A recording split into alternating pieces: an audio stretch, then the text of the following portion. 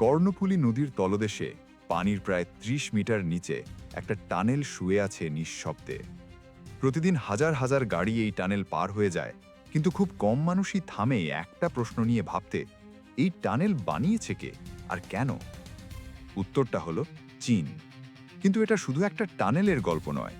এই একই দেশ বানিয়েছে পদ্মা সেতুর রেল সংযোগ, পায়রায় একটা পুরো বিদ্যুৎ কেন্দ্র, ঢাকার আকাশে ভাসমান এক্সপ্রেসওয়ে, চট্টগ্রাম থেকে কক্সবাজার পর্যন্ত রেল লাইন, ঢাকার একটা পৈশ নিষ্কাশন প্রকল্প, এমনকি একটা জাতীয় তথ্য কেন্দ্রও। গত ১০ বছরে বাংলাদেশের মাটির নিচ দিয়ে, নদীর তলদেশ দিয়ে, আকাশের ওপর দিয়ে চীনা টাকা আর চীনা প্রযুক্তি বয়ে গেছে অবিরাম। একটা নিঃশব্দ, ধারাবাহিক প্রবাহ, যা চোখে দেখা যায় না, কিন্তু প্রতিদিনের জীবনে অনুভব করা যায়। মোট প্রতিশ্রুতির অঙ্কটা প্রায় $৪০ বিলিয়ন, একটা সংখ্যা এত বড় যে সাধারণ মানুষের কল্পনায়ও ধরে না। বাংলাদেশের জাতীয় বাজেটের একটা বড় অংশের সমান, যা দিয়ে গোটা একটা নতুন শহর গড়ে তোলা সম্ভব। এই অঙ্কটা এতটাই বিশাল যে যদি প্রতিটা ডলারকে ১ সেকেন্ড ধরে গণনা করা হতো, তাহলে দিনরাত না থেমে গুনতে হতো প্রায় ১০০০ বছরেরও বেশি সময়। প্রশ্ন হলো, একটা দেশ যে বাংলাদেশ থেকে হাজার হাজার কিলোমিটার দূরে বসে আছে, কেন এত বিশাল অঙ্কের টাকা ঢালেছে এই ছোট্ট ঘনবসতিপূর্ণ দেশটায়? এটা কি নিছক সাহায্য, নাকি এর পেছনে লুকিয়ে আছে অনেক বড়, অনেক দীর্ঘমেয়াদী একটা পরিকল্পনা, যার আসল ছবিটা আমরা এখনো পুরোপুরি দেখতে পাইনি?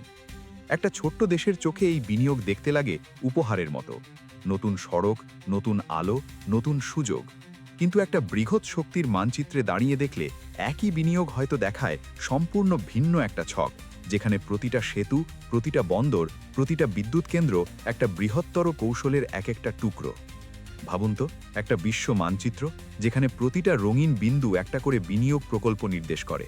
আর যখন সেই বিন্দুগুলো একে একে যুক্ত হতে থাকে, তখনই ফুটে ওঠে একটা অবয়ব যা মানচিত্রের উপর সহজে চোখে পড়ে না, কিন্তু বছরের পর বছর ধরে তা ধীরে ধীরে স্পষ্ট হয়ে ওঠে। প্রশ্নটা তাই শুধু কি বানানো হচ্ছে তা নয়, বরং কেন এখানে, কেন এখন, আর কার স্বার্থে তা।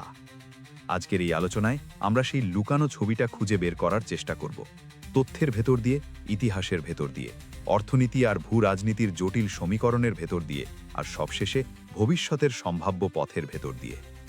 এই গল্পের শুরু হয় ২০১৩ সালে, যখন চীনের প্রেসিডেন্ট সি জিনপিং একটা ঘোষণা দেন, যা পরবর্তীতে বদলে দেয় গোটা বিশ্বের বাণিজ্য মানচিত্র। নাম তার বেল্ট অ্যান্ড রোড ইনিশিয়েটিভ, সংক্ষেপে BRI। পরিকল্পনাটা এত বড় যে এটাকে একবিংশ শতাব্দীর নতুন সিল্ক রোড বলা হয়। এশিয়া, আফ্রিকা, ইউরোপ, এমনকি লাতিন আমেরিকা মিলিয়ে ১৫০ শতাধিক দেশের সড়ক, রেল, বন্দর, বিদ্যুৎ কেন্দ্র বানানোর এক বিশাল জাল, যার কেন্দ্রবিন্দুতে থাকবে চীন নিজেই। ২০১৬ সালে যখন সি জিনপিং ঢাকা সফরে আসেন, তখনই বাংলাদেশ আনুষ্ঠানিকভাবে এই জালের অংশ হয়ে যায়। সেই একটা সফরে সই হয় ২৬টিরও বেশি সমঝোতা স্মারক। ঘোষণা আসে প্রায় $৪০ বিলিয়ন বিনিয়োগ প্যাকেজের, যার মধ্যে ২৬ বিলিয়ন সরাসরি প্রকল্পের জন্য আর ১৪ বিলিয়ন যৌথ উদ্যোগের জন্য বরাদ্দ ছিল। চীনা রাষ্ট্রদূত পরবর্তীতে বলেছিলেন, পদ্মা সেতুর সংযোগ রড আর ২১টা সেতু মিলিয়ে বাংলাদেশের ভেতরে তৈরি হচ্ছে আধুনিক যুগের এক নতুন সিল্ক রোড। এরপর থেকে একে একে সম্পন্ন হতে থাকে পদ্মা মাল্টিপারপাস ব্রিজ, অষ্টম বাংলাদেশ চীন মৈত্রী সেতু, Chattogram Cox's Bazar rail line, Chattogram elevated expressway, Karnaphuli tunnel, Payra তাপবিদ্যুৎ কেন্দ্র, বাঁশখালী কয়লা ভিত্তিক বিদ্যুৎ কেন্দ্র, ঢাকার দাসেরকান্দি পৈশ নিষ্কাশন প্রকল্প, একটা ৪ স্তর বিশিষ্ট জাতীয় তথ্য কেন্দ্র, আর বাংলাদেশ চীন মৈত্রী প্রদর্শনী কেন্দ্র। ২৭টা বিদ্যুৎ ও জ্বালানি প্রকল্প, একাধিক পৌর উন্নয়ন উদ্যোগ, উৎপাদন খাতের কারখানা, কৃষিভিত্তিক প্রকল্প, সবকিছু মিলিয়ে এগুলোকে চীনা কর্মকর্তারা বলেন দুই দেশের সহযোগিতার পথ দেখানো বাতিঘর। এই প্রকল্পগুলোর বেশিরভাগই বাস্তবায়িত হয়েছে সরকারি সরকারি চুক্তির মাধ্যমে, যেখানে সরকারি সরাসরি চীনা রাষ্ট্রায়ত্ত প্রতিষ্ঠানের সঙ্গে চুক্তি করে। ফলে দরপত্র প্রক্রিয়া অনেক সময় স্বাভাবিক প্রতিযোগিতামূলক পদ্ধতির বাইরে দিয়ে এগিয়েছে বলে অর্থনীতিবিদদের একাংশ মন্তব্য করেছেন। কিন্তু এখানে একটা জিনিস লক্ষ্য করার মতো, ২০২৪ সালের জুলাইয়ে দুই দেশের সম্পর্ক আরেক ধাপ এগিয়ে যায়, যখন তাদের অংশীদারিত্বকে বলা হয় কম্প্রিহেন্সিভ স্ট্র্যাটেজিক কোঅপারেটিভ পার্টনারশিপ। আর সেই সফরে ঢাকা পায় আরও $২.১ বিলিয়ন নতুন বিনিয়োগ, ঋণ আর অনুদানের প্রতিশ্রুতি। সঙ্গে চট্টগ্রামের কাছে একটা এককভাবে চীনা মালিকানাধীন শিল্প অর্থনৈতিক অঞ্চল গড়ে তোলার প্রতিশ্রুতিও। আর তার ঠিক ১ মাস বাদেই বাংলাদেশে ঘটে যায় এক ঐতিহাসিক রাজনৈতিক পট পরিবর্তন, শেখ হাসিনার দীর্ঘ শাসনামলের অবসান। প্রশ্ন হলো, এই এত বড় একটা রাজনৈতিক ভূমিকম্পের পরও কি এই সম্পর্ক টিকে থাকবে, নাকি নতুন সরকার পুরনো এই বন্ধনকে নতুন করে মূল্যায়ন করবে? একটা দেশের বৈদেশিক নীতি সাধারণত বদলায় ধীরে, কিন্তু একটা বিপ্লবের পর সবকিছু নতুন করে যাচাই করার একটা স্বাভাবিক প্রবণতা তৈরি হয়। পুরনো চুক্তিগুলো কি ন্যায্য ছিল, নাকি সেগুলোতে এমন কিছু লুকিয়েছিল যা সাধারণ মানুষের চোখ এড়িয়ে গিয়েছিল? এই প্রশ্নগুলোই এখন ঢাকার নীতি নির্ধারণী মহলে ঘুরপাক খাচ্ছে, আর তার উত্তর নির্ভর করছে সেই ইতিহাসের ওপর যা এই সম্পর্ককে প্রথম থেকেই গড়ে তুলেছে। উত্তরটা জানার আগে আমাদের ফিরে যেতে হবে আরও পেছনে, এই সম্পর্কের শিকড়ের দিকে। বাংলাদেশ স্বাধীন হওয়ার পর বহু বছর চীনের সঙ্গে সম্পর্ক তেমন উষ্ণ ছিল না, কারণ ১৯৭১ সালের মুক্তিযুদ্ধের সময় চীন জাতিসংঘে বাংলাদেশের স্বীকৃতির বিপক্ষে অবস্থান নিয়েছিল, পাকিস্তানের পক্ষ নিয়ে। বহু বছর ধরে এই ঐতিহাসিক তিক্ততা দুই দেশের সম্পর্ককে দূরে রেখেছিল, আর বাংলাদেশ তখন ঝুঁকেছিল সোভিয়েত ইউনিয়ন আর ভারতের দিকে। একই সঙ্গে নিজেকে জোট নিরপেক্ষ আন্দোলনের একজন সমর্থক হিসেবে তুলে ধরার চেষ্টা করেছিল, যাতে কোনো একটা মাত্র বৃহৎ শক্তির সঙ্গে সম্পূর্ণ বাধা না পড়ে যায়। কিন্তু ৮০-র দশক থেকে ধীরে ধীরে বরফ গলতে শুরু করে, কূটনৈতিক সম্পর্ক স্বাভাবিক হতে থাকে, আর ৯০-এর দশক থেকে বাণিজ্যিক যোগাযোগ প্রকৃত অর্থে বাড়তে থাকে। ২০১০-এর দশকে এসে চীন হয়ে ওঠে বাংলাদেশের সবচেয়ে বড় বাণিজ্য অংশীদার। এমনকি ভারতের চেয়েও বেশি বাণিজ্য হতে থাকে চীনের সঙ্গে, যদিও এই বাণিজ্যের সিংহভাগই ছিল আমদানি নির্ভর। বছরের পর বছর ধরে দুই দেশের মধ্যে বার্ষিক বাণিজ্যের পরিমাণ বেড়ে দাঁড়িয়েছে কয়েক বিলিয়ন ডলারে, যার মধ্যে বাংলাদেশের রপ্তানি অংশ তুলনায় অনেক ছোট। আর এই ব্যবধানই ধীরে ধীরে হয়ে উঠেছে দুই দেশের অর্থনৈতিক সম্পর্কের একটা কাঠামোগত বৈশিষ্ট্য। ঠিক একই সময়ে চীনের নিজের অর্থনীতিতে ঘটছিল আরেকটা বড় পরিবর্তন। দেশের ভেতরে সড়ক, সেতু, রেল লাইন বানাতে বানাতে চীনের নির্মাণ শিল্প, ইস্পাত কারখানা, সিমেন্ট কোম্পানিগুলো এমন একটা পর্যায়ে পৌঁছে যায় যে দেশের ভেতরে আর কাজ থাকছিল না। হাজার হাজার প্রকৌশলী, লক্ষ লক্ষ শ্রমিক, বিশাল উৎপাদন সক্ষমতা, এই সব কিছুকে সচল রাখতে দরকার ছিল নতুন বাজার, নতুন প্রকল্প, নতুন দেশ। ঠিক তখনই বিআরআই হয়ে দাঁড়ায় নিখুঁত সমাধান। চীনা কোম্পানি, চীনা শ্রমিক, চীনা প্রযুক্তি আর চীনা ব্যাংকের ঋণ দিয়ে বিদেশে অবকাঠামো বানানো, যার মধ্য দিয়ে দেশের ভেতরের বাড়তি সক্ষমতাও কাজে লাগে। আর বাংলাদেশ তখন ছিল ঠিক উল্টো পরিস্থিতিতে, দ্রুত অর্থনৈতিক প্রবৃদ্ধির পথে থাকা একটা দেশ, যার সামনে ছিল বিদ্যুৎ, সড়ক, সেতু, বন্দরের এক বিশাল ঘাটতি। কিন্তু নিজস্ব তহবিল বা পশ্চিমা প্রাতিষ্ঠানিক ঋণে এত দ্রুত এত টাকা জোগাড় করা প্রায় অসম্ভব ছিল। বিশ্বব্যাংক বা এশীয় উন্নয়ন ব্যাংকের ঋণ পেতে বছরের পর বছর সমীক্ষা, পরিবেশগত মূল্যায়ন, সুশাসন সংক্রান্ত শর্ত আর দীর্ঘ অনুমোদন প্রক্রিয়া পার হতে হয়। অথচ চীনের ঋণ তুলনামূলক দ্রুত অনুমোদন পেত, রাজনৈতিক শর্ত ছাড়াই, স্রেফ একটা সরকারি চুক্তির মাধ্যমে। একটা সড়ক প্রকল্পের জন্য যেখানে পশ্চিমা প্রাতিষ্ঠানিক ঋণে অনুমোদন পেতে ৩ থেকে ৫ বছর সময় লাগতে পারে, সেখানে চীনা ঋণে একই ধরনের প্রকল্প অনুমোদন পেতে সময় লাগত মাত্র কয়েক মাস। আর উন্নয়নের তাড়ায় থাকা একটা সরকারের কাছে এই গতি সবচেয়ে বড় আকর্ষণ হয়ে দাঁড়ায়। এভাবেই দুই দেশের প্রয়োজন একে অপরের সঙ্গে হুবহু মিলে যায়। একদিকে বাড়তি সক্ষমতা নিয়ে বসে থাকা এক শিল্পশক্তি, অন্যদিকে সেই সক্ষমতার ঠিক প্রয়োজনে থাকা একটা উদীয়মান অর্থনীতি। এই সমীকরণ এত নিখুঁত যে অনেক অর্থনীতিবিদই একে বলেন উইন উইন সম্পর্কের আদর্শ উদাহরণ। কিন্তু ইতিহাস আমাদের শিখিয়েছে, যখনই কোনো সম্পর্ক এত মসৃণ আর এত নিখুঁতভাবে দুই পক্ষের স্বার্থ মিটিয়ে দেয়, তখন গভীরভাবে খতিয়ে দেখাটাই বুদ্ধিমানের কাজ। এই মিলটাই কি পুরো গল্প, নাকি এর নিচে লুকিয়ে আছে আরেকটা স্তর, যা শুধু অর্থনীতির হিসেবে ধরা পড়ে না? এখানেই আসল প্রশ্নটা দাঁড়ায়। চীনের লক্ষ্য কি শুধুই অর্থনীতি? অর্থনৈতিক হিসেবে দেখলে বিষয়টা পরিষ্কার। বাংলাদেশ চীনের জন্য একটা বিশাল বাজার, প্রায় ১৭ কোটি মানুষের ভোক্তা শ্রেণী, আর তুলনামূলক সস্তা শ্রমশক্তির উৎস। চীনের নিজের পোশাক শিল্প যখন ক্রমেই ব্যয়বহুল হয়ে উঠছে, মজুরি বাড়ছে, তখন উৎপাদনের একটা অংশ বাংলাদেশের মতো দেশে সরিয়ে আনা চীনা ব্যবসায়ীদের জন্য লাভজনক সিদ্ধান্ত। এতে একদিকে খরচ কমে, অন্যদিকে বৈশ্বিক সাপ্লাই চেনের ঝুঁকিও ভাগ হয়ে যায়। এই কারণেই চট্টগ্রামের কাছে একটা বিশেষ চীনা অর্থনৈতিক অঞ্চল গড়ে তোলার প্রতিশ্রুতিও দিয়েছে বেইজিং, যেখানে চীনা কোম্পানিগুলো সরাসরি কারখানা বসাতে পারবে, স্থানীয় শ্রমিক নিয়োগ করতে পারবে, আর সেখান থেকে উৎপাদিত পণ্য রপ্তানি করতে পারবে বিশ্ববাজারে। একই সঙ্গে চীনের ইস্পাত আর সিমেন্ট শিল্পে যে বাড়তি উৎপাদন সক্ষমতা তৈরি হয়েছিল, তা বিদেশে অবকাঠামো প্রকল্পের মধ্য দিয়ে ব্যবহার করাটা চীনা নীতি নির্ধারকদের কাছে একটা যৌক্তিক সমাধান হিসেবে বিবেচিত হয়েছিল। দেশের ভেতরে বেকার হয়ে পড়া প্রকৌশলী আর শ্রমিকদের জন্য বিদেশে কাজের সুযোগ তৈরি করা, একই সঙ্গে দেশের বাণিজ্যিক প্রভাবও বাড়ানো। বাণিজ্যিক দিক থেকেও একটা গুরুত্বপূর্ণ প্যাটার্ন লক্ষ্য করার মতো। বিআরআই প্রকল্পগুলোর প্রায় সবকটাই বাস্তবায়ন করে চীনা নির্মাণ প্রতিষ্ঠান। ঋণ আসে চীনা এক্সিম ব্যাংকের মতো প্রতিষ্ঠান থেকে, আর যন্ত্রপাতি আর প্রযুক্তিও আসে চীন থেকেই। এমনকি নির্মাণ শ্রমিকদেরও একটা উল্লেখযোগ্য অংশই প্রায়ই আনা হয় চীন থেকে, যা নিয়ে স্থানীয় পর্যায়ে মাঝে মধ্যে প্রশ্ন ওঠে। স্থানীয় শ্রমিকরা কতটা সুযোগ পাচ্ছে, নাকি প্রকল্পগুলো মূলত চীনা কর্মীদের জন্যই কর্মসংস্থান তৈরি করছে বাইরে? অর্থাৎ একটা প্রকল্পের টাকা ছাড় হওয়ার পরেও তার একটা বড় অংশ ঘুরে ফিরে চীনা অর্থনীতিতেই ফিরে যায়। বিশ্বজুড়ে বিআরআই দেশগুলোতে 2025 সালে চীনের মোট বিনিয়োগ আর নির্মাণ চুক্তির পরিমাণ দাঁড়িয়েছে প্রায় $213 বিলিয়ন, যা আগের বছরের তুলনায় প্রায় 19% বেশি। আর এই প্রবণতা এখন সরে যাচ্ছে বিদ্যুৎ কেন্দ্র আর সড়ক থেকে ব্যাটারি, ইলেকট্রিক গাড়ি আর নবায়নযোগ্য জ্বালানির মতো নতুন প্রযুক্তির দিকে, যাকে চীন নিজেই বলে তাদের নতুন 3 শিল্প। বাংলাদেশের জন্য এই পরিবর্তনটা গুরুত্বপূর্ণ, কারণ আগামী দিনে বিদ্যুৎ কেন্দ্র বা সড়কের বদলে হয়তো ব্যাটারি কারখানা বা সৌর বিদ্যুৎ প্রকল্পই হয়ে উঠবে চীনা বিনিয়োগের প্রধান ধরন, যা বাংলাদেশের জ্বালানি রূপান্তরের জন্য একটা নতুন সুযোগ তৈরি করতে পারে। এটা এমন একটা অর্থনৈতিক চক্র যেখানে সাহায্যদাতা আর সাহায্য গ্রহীতা দুই পক্ষই লাভবান হয়, কিন্তু লাভের অনুপাত কখনোই সমান নয়। প্রতিটা টাকা যেন একটা বুমেরাং, বাংলাদেশে আসে, একটা প্রকল্পে রূপ নেয়, তারপর আবার অনেকটাই ফিরে যায় সেই উৎসের দিকেই, শুধু একটা নতুন বিতু বা টানেলকে পেছনে রেখে। এই প্যাটার্নটা শুধু বাংলাদেশেই নয়, বিআরআই এর আওতাভুক্ত প্রায় প্রতিটা দেশেই কম বেশি দেখা যায়।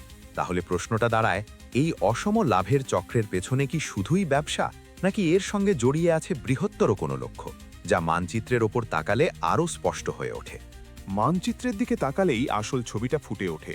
চীনের বেশিরভাগ জ্বালানি তেল আমদানি হয় মধ্যপ্রাচ্য থেকে, আর সেই তেল চীনে পৌঁছানোর পথে পড়ে একটা অত্যন্ত সংকীর্ণ জলপথ, মালাক্কা প্রণালী। এই প্রণালীতে যুক্তরাষ্ট্রের নৌবাহিনীর প্রভাব এতটাই শক্তিশালী যে যে কোনো সংঘাতের সময় চীন এই পথে অবরুদ্ধ হয়ে যেতে পারে। বিশ্লেষকরা এটাকে বলেন চীনের মালাক্কা ডিলেমা।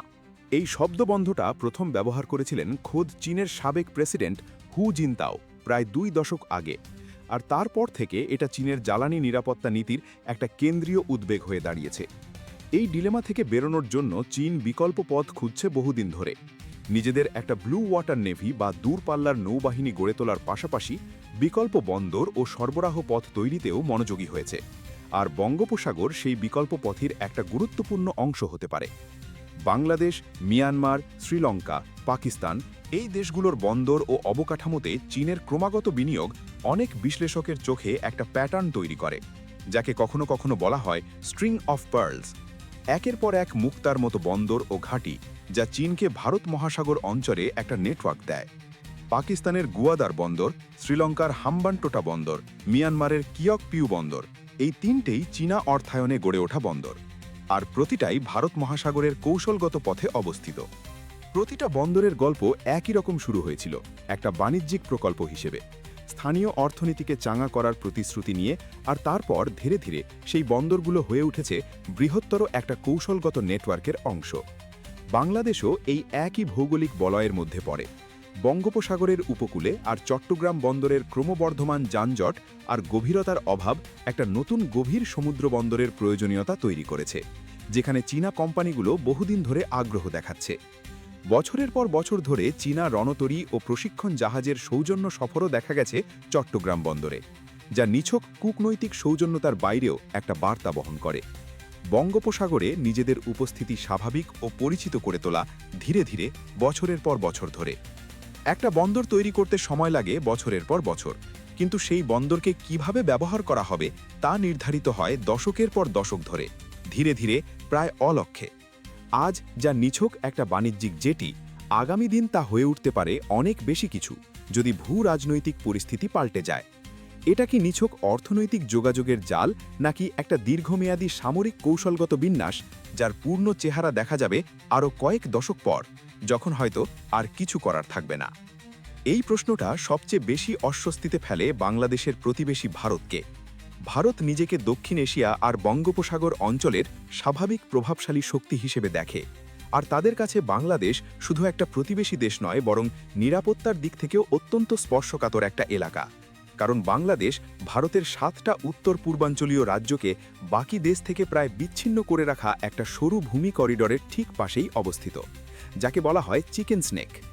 ভারতের সীমান্তের এত কাছে চীনা অর্থায়নে বন্দর, বিদ্যুৎ কেন্দ্র, শিল্প এলাকা গড়ে ওঠা এটা দিল্লির নীতি নির্ধারকদের ঘুম কেড়ে নেওয়ার মতো একটা বিষয়। ভারত বারবার বিআরআই প্রকল্পগুলির স্বচ্ছতা, আন্তর্জাতিক মানদণ্ড ও ঋণ স্থিতিশীলতা নিয়ে প্রশ্ন তুলেছে, আর একই সঙ্গে বাংলাদেশে নিজেদের বিনিয়োগ ও প্রভাব বাড়ানোর চেষ্টা করেছে লাইন অফ ক্রেডিট ও অবকাঠামো প্রকল্পের মাধ্যমে, যাতে চীনের একচেটিয়া প্রভাব তৈরি না হয়। শেখ হাসিনার আমলে ভারতের সঙ্গে বাংলাদেশের সম্পর্ক ছিল তুলনামূলক ঘনিষ্ঠ, আর সেই সময় দিল্লি বেশ স্বস্তিতে ছিল এই ভেবে যে ঢাকা তাদের স্বার্থের প্রতি সংবেদনশীল থাকবে। কিন্তু ২০২৪ সালের রাজনৈতিক পট পরিবর্তনের পর এই সমীকরণে অনিশ্চয়তা যোগ হয়েছে, আর ঠিক এই অনিশ্চয়তার মধ্যেই চীন তার সম্পর্ক আরও মজবুত করার সুযোগ খুঁজছে বলে অনেক বিশ্লেষক মনে করেন। তিস্তা নদীর জলবণ্টন ও ব্যবস্থাপনা প্রকল্প নিয়ে এই প্রতিযোগিতা আরও স্পষ্ট হয়ে ওঠে। চীন এই প্রকল্পে বিনিয়োগের প্রস্তাব দিয়েছিল, যা ভারতের জন্য উদ্বেগের কারণ হয়ে দাঁড়ায়, কারণ তিস্তা নদী ভারত থেকেই বাংলাদেশে প্রবেশ করে, আর এই অঞ্চলে চীনের প্রকৌশলগত উপস্থিতি ভারতের সীমান্ত সংলগ্ন এলাকার একেবারে কাছাকাছি পৌঁছে যায়। একই সঙ্গে ভারতও নিজেদের বাংলাদেশের সঙ্গে সংযোগ বাড়ানোর জন্য আঞ্চলিক উদ্যোগ নিয়েছে, স্থলপথে ট্রানজিট আর নদীপথে যোগাযোগ বাড়িয়ে যাতে বাংলাদেশ পুরোপুরি চীনমুখী না হয়ে যায়। আর একটা কম আলোচিত কিন্তু গুরুত্বপূর্ণ দিক হল মিয়ানমার সীমান্তে আশ্রয় নেওয়া রোহিঙ্গা জনগোষ্ঠীর প্রত্যাবাসন প্রশ্ন, যেখানে মিয়ানমারের ওপর চীনের প্রভাবের কারণে বেইজিং মাঝে মাঝে বাংলাদেশ ও মিয়ানমারের মধ্যে নীরব মধ্যস্থতাকারীর ভূমিকা নেওয়ার চেষ্টা করেছে, একটা সূক্ষ্ম কূটনৈতিক কার্ড যা চীনকে এই অঞ্চলে আরও অপরিহার্য করে তোলে। ফলে বাংলাদেশ এখন এমন একটা জায়গায় দাঁড়িয়ে যেখানে দুই এশীয় পরাশক্তি চীন আর ভারত একই সঙ্গে বিনিয়োগ আর প্রভাবের প্রতিযোগিতায় নেমেছে, আর দুই পক্ষই চায় বাংলাদেশ তাদের দিকে ঝুঁকুক। এই প্রতিযোগিতার সুফলও আছে। দুই পরাশক্তির টানাটানির মধ্যে পড়ে বাংলাদেশ প্রায় তুলনামূলক ভালো শর্তে ঋণ ও বিনিয়োগ আদায় করতে পারে, কারণ কেউই চায় না প্রতিদ্বন্দ্বীর কাছে হেরে যেতে। কিন্তু এই দাবার ছকে শুধু এই দুটো দেশই একমাত্র খেলোয়াড় নয়। যুক্তরাষ্ট্র ও তার পশ্চিমা মিত্ররাও এই পুরো পরিস্থিতি অত্যন্ত মনোযোগ দিয়ে পর্যবেক্ষণ করছে। ওয়াশিংটনের দৃষ্টিভঙ্গিতে বিআরআই শুধু একটা অবকাঠামো প্রকল্প নয়, বরং চীনের বৈশ্বিক প্রভাব বিস্তারের একটা হাতিয়ার, যার মধ্য দিয়ে উন্নয়নশীল দেশগুলোকে ধীরে ধীরে চীনের কক্ষপথে টেনে আনার চেষ্টা করা হচ্ছে। যুক্তরাষ্ট্র, জাপান, ভারত ও অস্ট্রেলিয়া মিলে গঠিত কোয়াড জোটের একটা বড় লক্ষ্যই হল ইন্দো প্যাসিফিক অঞ্চলে চীনের ক্রমবর্ধমান প্রভাবের ভারসাম্য তৈরি করা, আর বাংলাদেশের মতো দেশগুলোকে বিকল্প বিনিয়োগ ও অংশীদারিত্বের প্রস্তাব দেওয়া, যাতে অবকাঠামোর জন্য শুধু চীনের দিকেই তাকিয়ে থাকতে না হয়। এই লক্ষ্য থেকেই G7 জোট এবং যুক্তরাষ্ট্র নিজস্ব বিকল্প অবকাঠামো তহবিল উদ্যোগ চালু করেছে, যার মাধ্যমে উন্নয়নশীল দেশগুলোকে স্বচ্ছ শর্তে অর্থায়নের প্রস্তাব দেওয়া হয় বিআরআই এর প্রতিদ্বন্দ্বী হিসেবে। তবে এসব পশ্চিমা বিকল্প উদ্যোগ এখনও সেই গতিতে বাস্তবায়িত হয়নি যেই গতিতে চীন গত এক দশকে অবকাঠামো প্রকল্প সম্পন্ন করেছে, আর ঠিক এই ফাঁকটাই চীনকে এখনও সবচেয়ে দ্রুত ও নির্ভরযোগ্য অংশীদার হিসেবে টিকিয়ে রেখেছে অনেক উন্নয়নশীল দেশের চোখে। এই আশঙ্কা থেকেই তৈরি হয়েছে ঋণের ফাঁদ কূটনীতি নামের একটা তত্ত্ব। অভিযোগ করা হয় চীন ইচ্ছাকৃতভাবে এমন শর্তে ঋণ দেয় যা পরিশোধ করা কঠিন হয়ে পড়ে, আর তারপর ঋণ পরিশোধে ব্যর্থ হলে কৌশলগত সম্পদ যেমন বন্দর দখলে নেওয়ার সুযোগ তৈরি হয়। শ্রীলঙ্কার হাম্বানটোটা বন্দরের উদাহরণ প্রায়ই এই তত্ত্বের প্রমাণ হিসেবে তুলে ধরা হয়, যেখানে ঋণ পরিশোধে ব্যর্থ হওয়ার পর শ্রীলঙ্কা বন্দরটি ৯৯ বছরের জন্য একটা চীনা রাষ্ট্রায়ত্ত কোম্পানিকে লিজ দিতে বাধ্য হয়েছিল। আর একই ধরনের ঋণ চাপের আলোচনা শোনা গেছে আফ্রিকার জাম্বিয়া বা দক্ষিণ পূর্ব এশিয়ার লাওসের ক্ষেত্রেও। এসব ঘটনার প্রতিটাই বিশ্ব মিডিয়ায় ব্যাপকভাবে প্রচারিত হয়েছে, আর তার ফলে সাধারণ মানুষের মনে একটা ধারণা বদ্ধমূল হয়ে গেছে যে চীনা ঋণ মানেই সার্বভৌমত্ব হারানোর ঝুঁকি। কিন্তু বাংলাদেশের বেলায় বাস্তব পরিসংখ্যান একটা ভিন্ন গল্প বলে। বাংলাদেশের মোট বৈদেশিক ঋণের সবচেয়ে বড় অংশ আসে বিশ্ব ব্যাংক থেকে, তারপর এশীয় উন্নয়ন ব্যাংক, তারপর জাপান। চীন এখানে চতুর্থ বৃহত্তম ঋণদাতা মাত্র, আর মোট বৈদেশিক ঋণের প্রায় 7% আসে চীন থেকে। 2026 সালের ফেব্রুয়ারির হিসেবে বাংলাদেশের মোট বৈদেশিক ঋণ ছিল প্রায় $78 বিলিয়ন, আর এর মধ্যে চীনের অংশ তুলনামূলক ছোট। আর একই সঙ্গে বিশ্বব্যাংক ও আন্তর্জাতিক মুদ্রা তহবিল সাম্প্রতিক সময়ে বাংলাদেশকে বাড়তি আর্থিক সহায়তার প্রতিশ্রুতিও দিয়েছে, যা দেখায় বাংলাদেশ এখনও পশ্চিমা প্রাতিষ্ঠানিক অর্থায়নের গুরুত্বপূর্ণ অংশীদার। তাহলে প্রশ্ন জাগে, সংখ্যার এই বাস্তবতা যদি এতটাই ভিন্ন হয়, তাহলে ঋণের ফাঁদ নিয়ে এত ভয় কেন তৈরি হলো? আর এই ভয়ের পেছনে সত্যিকারের ঝুঁকি কতটুকু আছে? হয়তো উত্তরটা সংখ্যার মধ্যে নেই, বরং লুকিয়ে আছে প্রতিটা প্রকল্পের নির্দিষ্ট শর্তের মধ্যে, প্রতিটা চুক্তির সেই সূক্ষ্ম অংশে যা সাধারণ মানুষের চোখের আড়ালেই থেকে যায়। সত্যিকারের ঝুঁকি একেবারেই নেই তা বলা যাবে না। কর্ণফুলী টানেলের কথাই ধরা যাক। এই প্রকল্পের মোট খরচ প্রায় $2.4 বিলিয়ন, যার একটা বড় অংশ এসেছে চীনের এক্সিম ব্যাংকের ঋণ থেকে। বাংলাদেশি টাকায় যার পরিমাণ প্রায় 106 বিলিয়নের বেশি। তার মধ্যে 60 বিলিয়নের বেশি এসেছে চীন থেকে ঋণ হিসেবে, 15 বছরে যা পরিশোধ করতে হবে। কিন্তু টানেল চালু হওয়ার পর প্রতিদিনের যান চলাচল প্রত্যাশার তুলনায় কম। দিনে প্রায় 17,000 গাড়ি চলাচল করে, যা লক্ষ্যমাত্রার তুলনায় অনেক কম। ফলে টোল থেকে আয়ও কম হচ্ছে। এদিকে ঋণ পরিশোধের কিস্তি নির্দিষ্ট সময়সূচি অনুযায়ী দিতেই হচ্ছে, আর প্রকল্পটি মুনাফার বদলে বছরের পর বছর লোকসান গুনছে। এই ধরনের ঋণ চুক্তিতে সাধারণত সুদের হার থাকে মাত্র 2% মতো। মেয়াদ থাকে প্রায় 20 বছর, আর কয়েক বছরের একটা রেয়াত কাল দেওয়া হয়। শর্তগুলো কাগজে কলমে সহজ মনে হলেও প্রকল্প থেকে প্রত্যাশিত আয় না এলে এই সহজ ঋণও ধীরে ধীরে একটা দীর্ঘমেয়াদী বোঝায় পরিণত হতে পারে। পায়রা বিদ্যুৎ কেন্দ্রের ক্ষেত্রেও একই ধরনের চাপ দেখা যায়। এই প্রকল্পের মোট খরচও প্রায় $2.4 বিলিয়ন। বিশাল ঋণ, নির্দিষ্ট পরিশোধ সূচি আর প্রত্যাশিত রাজস্বের সঙ্গে বাস্তব আয়ের ফারাক।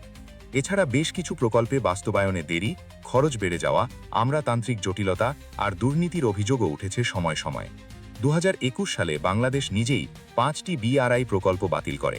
ঢাকা সিলেট 4 লেন মহাসড়ক, বড়পুকুরিয়া কয়লা খনির সম্প্রসারণ, বিদ্যুৎ উন্নয়ন বোর্ডের বিতরণ অঞ্চল, গজারিয়া কয়লা ভিত্তিক বিদ্যুৎ কেন্দ্র আর পাটকল পুনরুজ্জীবন প্রকল্প। কারণ বিদ্যুৎ খাতে অতিরিক্ত উৎপাদন ক্ষমতা তৈরি হয়ে গিয়েছিল আর খরচও বেড়ে যাচ্ছিল প্রত্যাশার চেয়ে বেশি। একই বছর চীনও জানিয়ে দেয় তারা আর কয়লা খনি বা কয়লা ভিত্তিক বিদ্যুৎ কেন্দ্রের মতো উচ্চ দূষণকারী প্রকল্পে বিনিয়োগ করবে না, একটা সিদ্ধান্ত যা চীনের নিজস্ব বৈশ্বিক জলবায়ু প্রতিশ্রুতির সঙ্গেও সঙ্গতিপূর্ণ। পায়রায় একটা গভীর সমুদ্র বন্দর বানানোর পরিকল্পনাও 2021 সালে বাতিল হয়ে যায়, কারণ ড্রেজিং খরচ বেশি, পানি অগভীর, প্রাকৃতিক দুর্যোগের ঝুঁকি বেশি। পরিবর্তে পরিবেশ বান্ধব প্রকল্প যেমন বাংশা নদীতে বহরনব্য তলমারি নঙ্গরকরণ প্রকল্পের উপর গুরুত্ব দেওয়া হয়। এই ঘটনাটাই আসলে দেখায় বাংলাদেশ পুরোপুরি চীনের ইচ্ছার কাছে অসহায় নয়, বরং নিজের স্বার্থ বিবেচনা করে প্রকল্প বাতিল বা পরিবর্তনও করতে পারে। এমনকি চীনা প্রকল্পের বদলে জাপানি ফান্ডিংকেও প্রাধান্য দিতে পারে। এই ডিসিশনগুলো একটা গুরুত্বপূর্ণ বার্তা দেয়। বাংলাদেশের প্রশাসনিক কাঠামো যতই আমলাতান্ত্রিক জটিলতায় ভরা থাকুক না কেন, সম্পূর্ণভাবে বিদেশি চাপের কাছে নত স্বীকার করে না, বরং প্রয়োজনে নিজের অবস্থান পুনর্বিবেচনা করার ক্ষমতা রাখে। তাহলে আসল ঝুঁকিটা কোথায়, আর বাংলাদেশ এই ঝুঁকি কিভাবে সামলাচ্ছে? হয়তো আসল ঝুঁকিটা ঋণের অঙ্কে নয়, বরং সিদ্ধান্ত নেওয়ার প্রক্রিয়ায়। কতটা যাচাই বাছাই করে, কতটা দীর্ঘমেয়াদী চিন্তা করে এক একটা প্রকল্প অনুমোদন করা হচ্ছে, সেটাই আসলে নির্ধারণ করে দেয় ভবিষ্যতে এই বিনিয়োগ আশীর্বাদ হবে না অভিশাপ। এই সব ঝুঁকি সত্ত্বেও সাধারণ মানুষের জীবনে এই বিনিয়োগের প্রভাব উপেক্ষা করার মতো নয়। পায়রা বিদ্যুৎ কেন্দ্র চালু হওয়ার পর বাংলাদেশ দক্ষিণ এশিয়ার প্রথম দেশ হিসেবে 100% বিদ্যুৎ কাভারেজ অর্জন করে। দেশের প্রত্যন্ত অঞ্চলেও বিদ্যুৎ পৌঁছায়, যা ছোট ব্যবসা আর কৃষিভিত্তিক শিল্পের জন্য বিশাল একটা পরিবর্তন।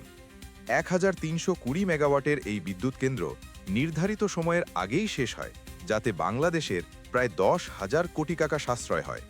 কর্ণফুলী টানেল চট্টগ্রাম শহরকে আক্ষরিক অর্থে 2 ভাগে বিস্তৃত করে দিয়েছে।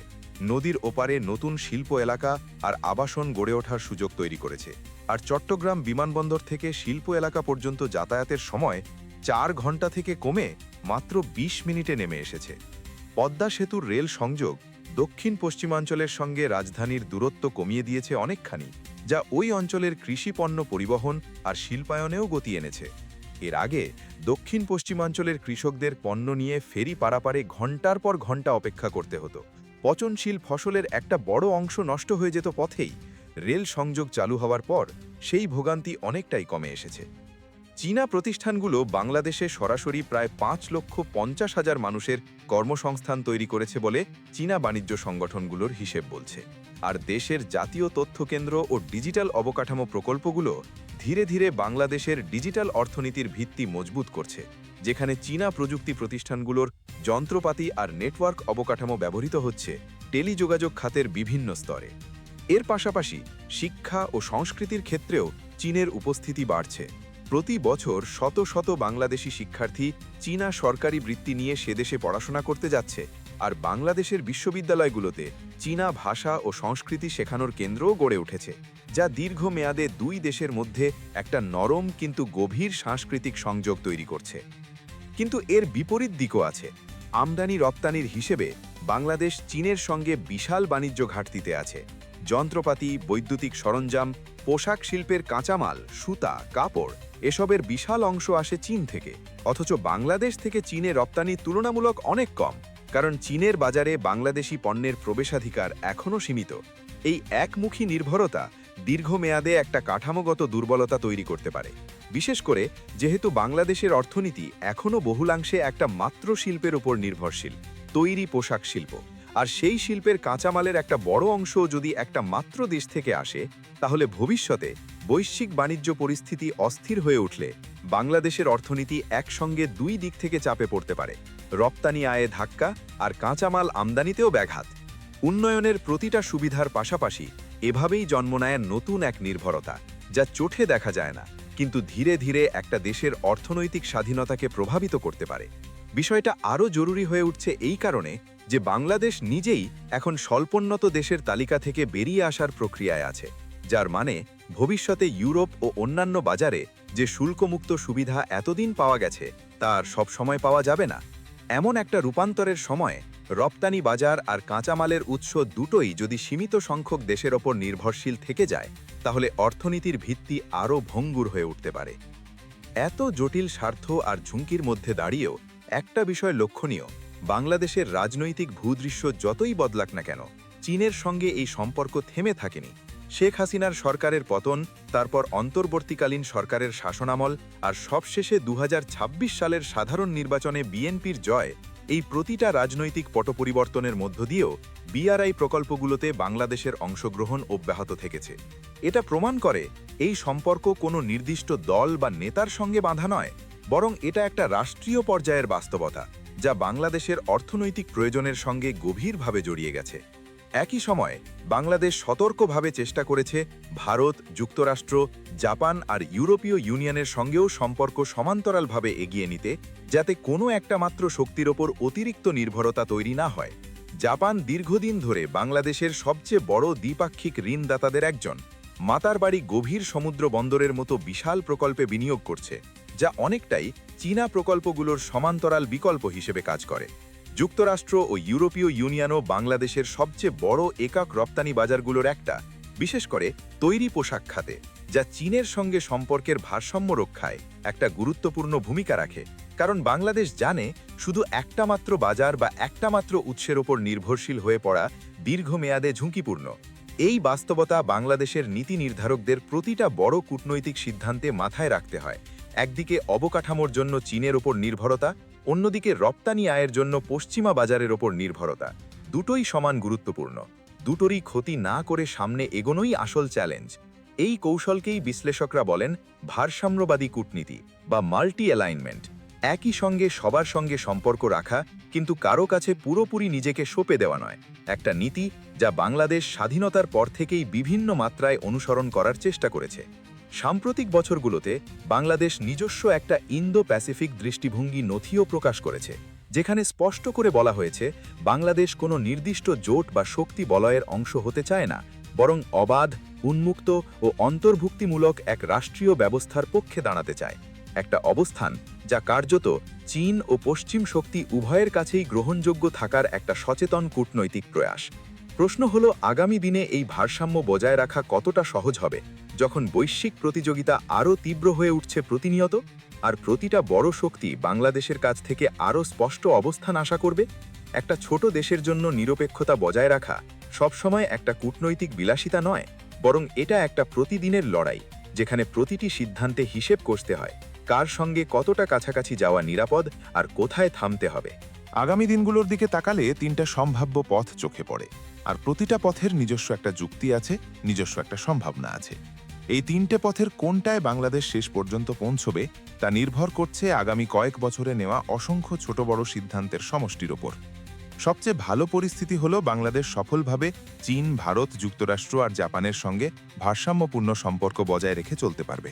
প্রতিটা প্রকল্প থেকে প্রকৃত অর্থনৈতিক সুবিধা আদায় করবে, রপ্তানি বৈচিত্র্য বাড়াবে, চীনা প্রযুক্তি ব্যবহার করে ইলেকট্রিক গাড়ি ও নবায়নযোগ্য জ্বালানির মতো নতুন খাতে প্রবেশ করবে, আর কোনো একক শক্তির প্রভাব বলয়ে সম্পূর্ণভাবে ঢুকে যাবে না।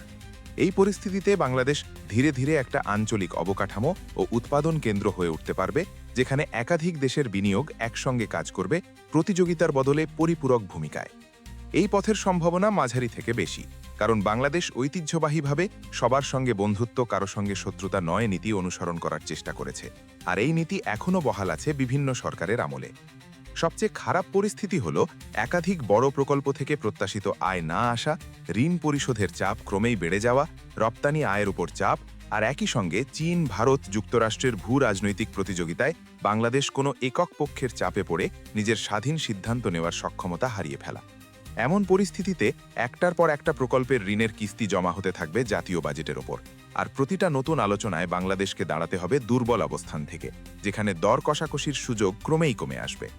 এই পথের সম্ভাবনা তুলনামূলক কম, কারণ বাংলাদেশের অর্থনীতি এখনও বিশ্বব্যাংক, এশীয় উন্নয়ন ব্যাংক, জাপান সহ বহু উৎসের ওপর নির্ভরশীল, শুধু চীনের ওপর নয়। আর দেশটির স্বল্পোন্নত দেশের তালিকা থেকে উত্তরণের প্রক্রিয়া নতুন বাজার ও অংশীদারিত্বের দরজাও খুলে দিচ্ছে। সবচেয়ে সম্ভাব্য পরিস্থিতি হল বর্তমান প্রবণতাই মোটামুটি চলতে থাকা, কিছু প্রকল্পে দেরি ও খরচ বেড়ে যাওয়া অব্যাহত থাকবে, তবে সার্বিক সম্পর্ক টিকে থাকবে, আর বাংলাদেশ ধীরে ধীরে আরও সতর্কতার সঙ্গে প্রকল্প বাছাই করতে শিখবে, যেমনটা ইতিমধ্যে কয়েকটা প্রকল্প বাতিলের মধ্য দিয়ে দেখা গেছে, আর একই সঙ্গে একাধিক শক্তির সঙ্গে সমান্তরাল সম্পর্ক রাখার কৌশল অব্যাহত রাখবে। এই মধ্যমপন্থী পথটাই বাস্তবে সবচেয়ে বেশি সম্ভাবনাময়, কারণ বড় ধরনের আকস্মিক পরিবর্তনের চেয়ে ধীর ধাপে ধাপে অভিযোজনই একটা রাষ্ট্রের স্বাভাবিক প্রবণতা, বিশেষ করে যখন একাধিক শক্তিশালী প্রতিবেশী ও অংশীদারের মধ্যে ভারসাম্য রক্ষা করে চলতে হয়। শেষ পর্যন্ত এই পুরো গল্পটা কংক্রিট আর স্টিলের গল্প নয়, এটা একটা বিশাল বৈশ্বিক দাবার ছকের অংশ, যেখানে বাংলাদেশের মতো দেশগুলো একদিকে অবকাঠামো গড়ার সুযোগ পাচ্ছে, অন্যদিকে দাঁড়িয়ে আছে এক কঠিন ভারসাম্যের পরীক্ষার সামনে। এই দাবার ছকে বাংলাদেশ কোনো নিষ্ক্রিয় দর্শক নয়। প্রতিটা প্রকল্প অনুমোদন, প্রতিটা চুক্তির শর্ত, প্রতিটা কূটনৈতিক সফর আসলে এক একটা চাল, যার মাধ্যমে দেশটা নিজের ভবিষ্যৎ গড়ার চেষ্টা করছে। একটা টানেল, একটা বিদ্যুৎ কেন্দ্র, একটা সেতু, এগুলো শুধু উন্নয়নের প্রতীক নয়, এগুলো একটা প্রশ্নও বটে। প্রতিটা ইঁট, প্রতিটা তারের ভেতর দিয়ে বয়ে যাচ্ছে একটা নীরব বার্তা। উন্নয়ন কখনোই সম্পূর্ণ নিরপেক্ষ হয় না, প্রতিটা বিনিয়োগের পেছনে থাকে একটা হিসাব, একটা প্রত্যাশা, একটা দীর্ঘমেয়াদী লক্ষ্য। বাংলাদেশ কি নিজের শর্তে এই সম্পর্ক পরিচালনা করতে পারবে, নাকি বৃহৎ শক্তিগুলোর প্রতিযোগিতায় নিজেই একটা দাবার গুটি হয়ে যাবে?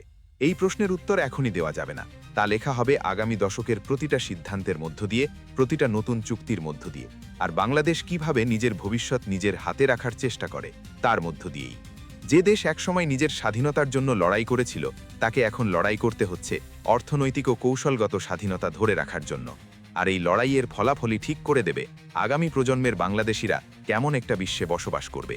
আর যতদিন এই ভারসাম্যের খেলা চলবে, ততদিন কর্ণফুলীর তলদেশের সেই নীরব টানেলটা থেকে যাবে একটা জীবন্ত প্রতীক হয়ে, উন্নয়ন আর নির্ভরতার মাঝখানে দাঁড়িয়ে থাকা একটা প্রশ্নচিহ্ন।